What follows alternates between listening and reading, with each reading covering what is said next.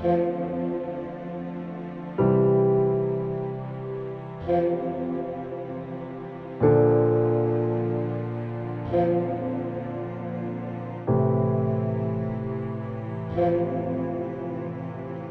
gente pode reparar que aí tem 3 dados, todos encontrados no livro. Esse primeiro dado, 100 anos de escravidão, Gabriel Garcia Marques, mostra o lado oposto da memória, o esquecimento.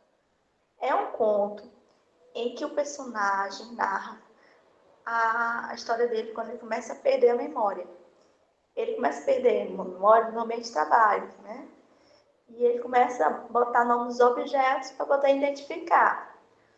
Mas só que mais tarde ele vai perceber que ele também perde a memória das coisas que tem em volta dele. Aí começa a botar, tentar resolver da mesma forma, colocar o nome dos objetos.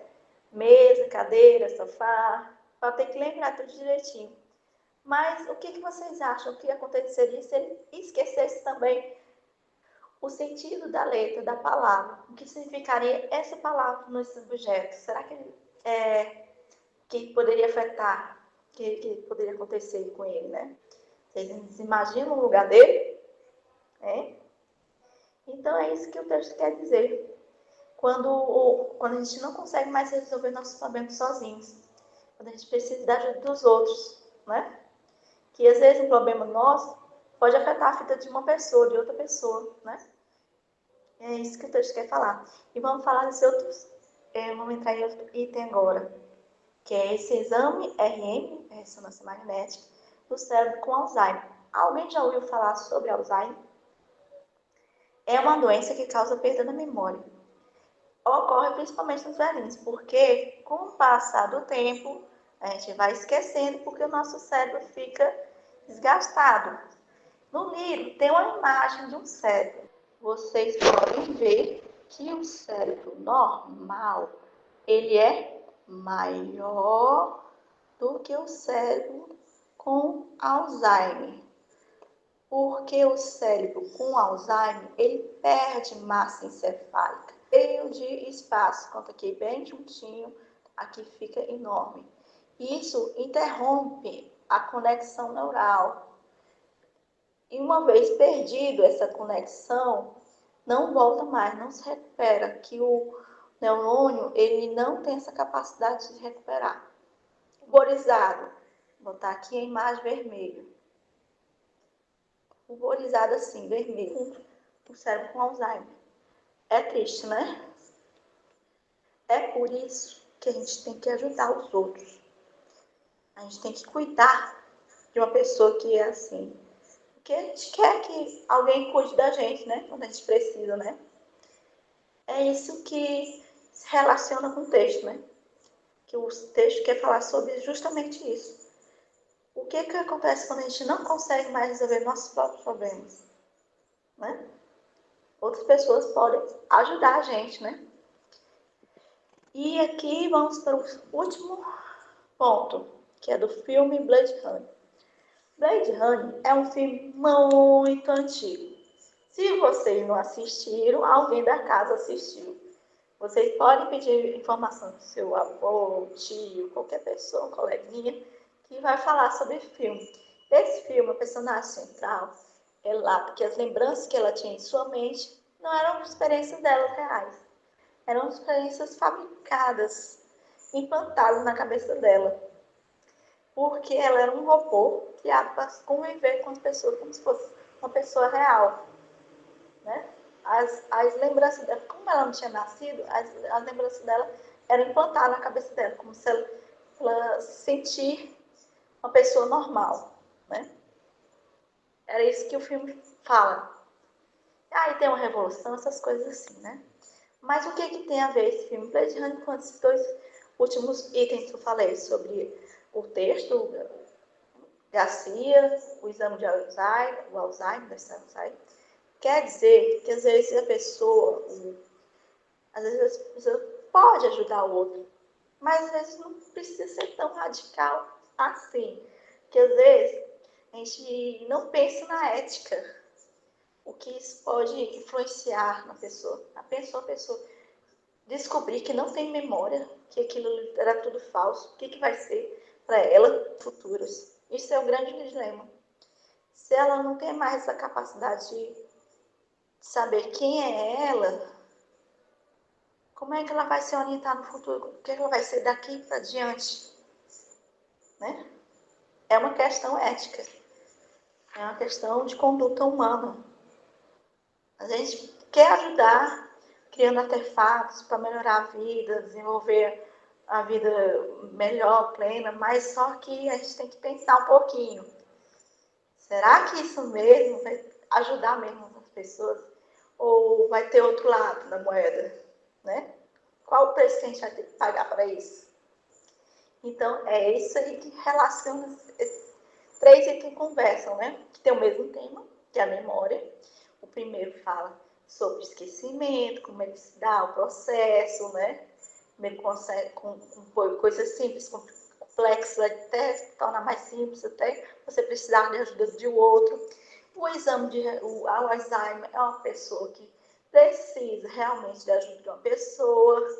E o Blade Runner é com as medidas que as pessoas tentam, inventam para superar esse problema, que não é um problema individual, às vezes pode ser um problema coletivo, porque interfere na vida toda, na sociedade, né? As duas primeiras formas, principais formas de apresentação do passado é a individual, aquela que a pessoa enxerga o seu problema, e a coletiva, que envolve várias pessoas. E essa coletiva pode ser social, espontânea, como estão essas imagens desse lado aqui, que vocês podem ver no slide, do balão. É uma coisa contada, narrada de forma natural, ir num passeio na praia, aí contar um outro, né? E a histórica é baseada, esse lado aqui é baseada em dados, né? É mais padrão, é mais formal. Ó, a gente pode ver uma biblioteca, um acervo cheio de dados, empilhados, bem organizados, né? E eventos científicos, auditório, palestra, falar, para passar conhecimento, transmitir conhecimento, gerar conhecimento para o outro. Agora a gente vai voltar para o slide que a gente parou, que é a atividade. Pode ser até uma lição de casa, né, gente? Aqui vocês estão vendo essas duas imagens. Qual a primeira impressão que passa a ver a combinação dessas duas imagens? Um chip inserido na cabeça da pessoa e essa imagem da Praça Pedro II aqui. Hein, gente? Pararam para pensar? Pois a resposta dessa primeira questão está bem na segunda. Vou ler aqui, ó. Juntamente com a representação dessa imagem, encontra-se um texto sobre transhumanismo. Responda se seria bom ou ruim gravar uma parte da nossa vida. Essas duas imagens quer dizer gravar uma imagem da sua vida. É a resposta. A gente tem outra pergunta já. A gente vai ver sobre o que é transhumanismo. Que a gente fotografar as imagens que a gente fotografa, a gente poderia inserir na nossa cabeça para permanecer para sempre com ela. Ou também a gente poderia tirar como se fosse um dado aqui e transmitir para outra pessoa para ela ver, enxergar da mesma forma que a gente vê. Isso é transhumanismo, né? Já respondeu a segunda questão. E agora, é bom ou ruim? É o dilema ético. O que vocês acham? Uma questão pessoal, vou deixar vocês responderem. E vamos falar sobre citações geniais.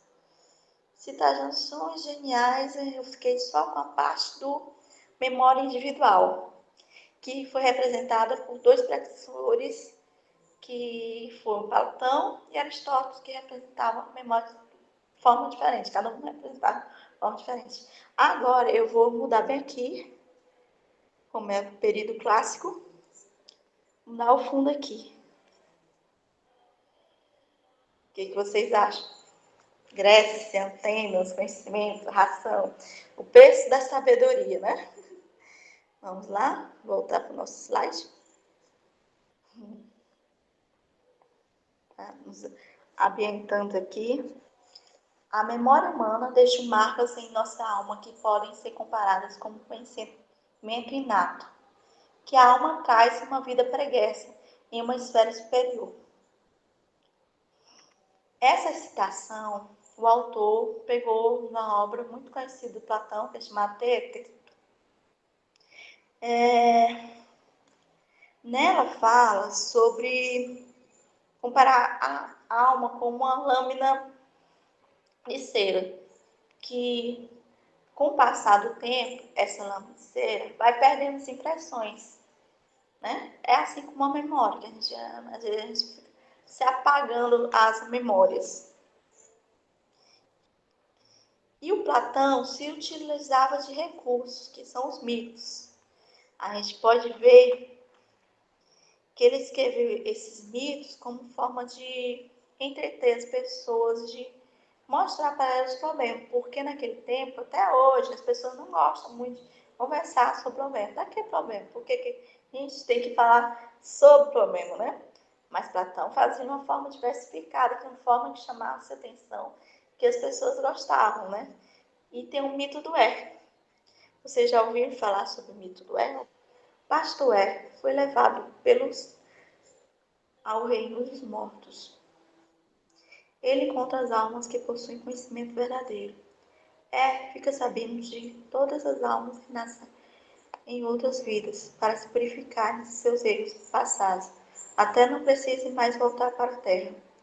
Antes de voltar, as almas escolhem uma nova vida que irão ter. No caminho do retorno à terra, as almas atravessam um grande rio, o Léter, esquecimento, e bebem de suas águas. As que bebem muito esquecem toda a verdade que contemplaram. As que escolheram as vidas de rei, guerreiro, comerciantes, são as que mais bebem dessa água.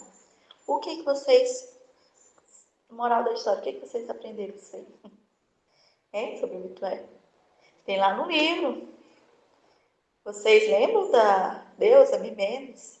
Mimenes quer dizer amnésia, né? Referência, né? Que ela é uma deusa que ajuda as pessoas, poetas, pesquisadores, memórias, ter claridade de lembrar das coisas para se desenvolverem mais suas pesquisas, serem ilustres. Mas tem um outro canto, né? Que é o Léter, lá nesse plano superior, tem um Léter que é o rio do esquecimento. Antes das pessoas voltarem reencarnadas para o corpo, elas passam por esse rio. Às vezes as pessoas bebem e elas já fazem a escolha dela, do que elas querem ser. E tudo que ela bebe desse rio, ela começa a esquecer da sua vida que foi antes de se incorporar no corpo. E agora, vamos ver um pouquinho sobre outro mentor, que foi o Aristóteles, gente. A memória é a capacidade que a alma humana tem de reter imagens pelo contato de objetos percebidos pelos sentidos. O que ele quer dizer com isso? Que, para Aristóteles, a memória é imaginativa. Se baseia na imaginação da pessoa. Enquanto do Platão era baseada na recordação. Aristóteles é imaginação e Platão é recordação, porque tem aquele rio Léter, né? A amnésia, Menemes, né? E aí vocês vão ver, né? Assim como Platão falou pela primeira vez sobre o oposto da memória, que é o esquecimento, Aristóteles ele fala sobre a parte cronológica do tempo. Ele usa inserir o tempo na memória, né? Absoluta. É isso que Aristóteles quer dizer. E, gente, os próximos slides só vai reforçar o que eu já disse tudo para vocês sobre memória individual, memória coletiva. Vocês estudem em casa e façam uma boa prova e boa sorte. E obrigada por ter escutado até agora. E até.